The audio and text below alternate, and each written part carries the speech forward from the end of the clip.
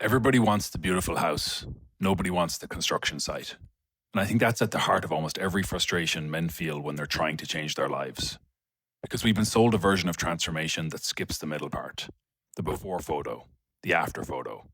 Nobody shows you the 6 months in between. The confusion, the setbacks, the moments where you genuinely don't know if it's working. The construction site.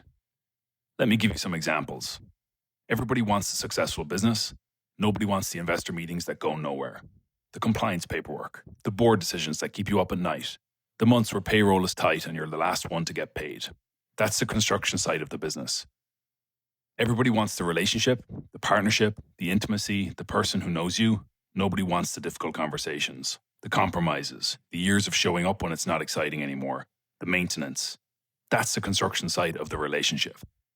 Everybody wants the body, the physical confidence, the energy, the way clothes fit. Nobody wants to track food for 6 months, to go to bed slightly hungry, to walk when you're tired, to train when you don't feel like it. That's the construction side of the body. Everybody wants the freedom, the life on your own terms, the location independence, the autonomy. Nobody wants what freedom actually costs. The uncertainty, the loneliness sometimes, the lack of structure. The moments where you genuinely wonder if you made the right call. That's the construction side of freedom. Everybody wants the transformation. Nobody wants to stand in the middle of their own life while it's being demolished and rebuilt, while it's noisy, while it's dusty, while nothing looks finished. That's the construction site of becoming. And here's the thing most people get wrong about construction sites. They look at one and think, this is a mess.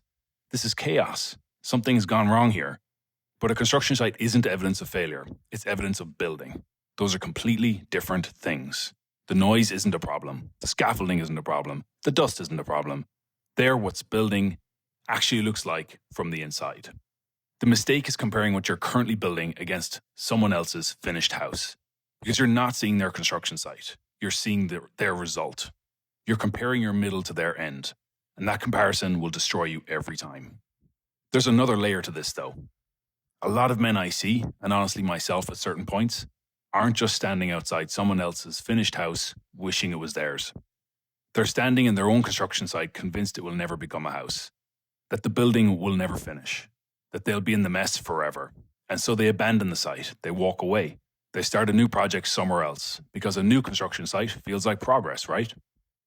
The excitement of beginning is real, but the discipline of finishing is where most people struggle. There's a version of the builder archetype, and a lot of high agency men have this, where building becomes a way to avoid inhabiting. Where you move from site to site, from project to project, from country to country, from relationship to relationship, always in construction, never quite moved in. If that resonates, and for some of you it will, the question isn't how to build better. The question is whether you can learn to live inside what you're building.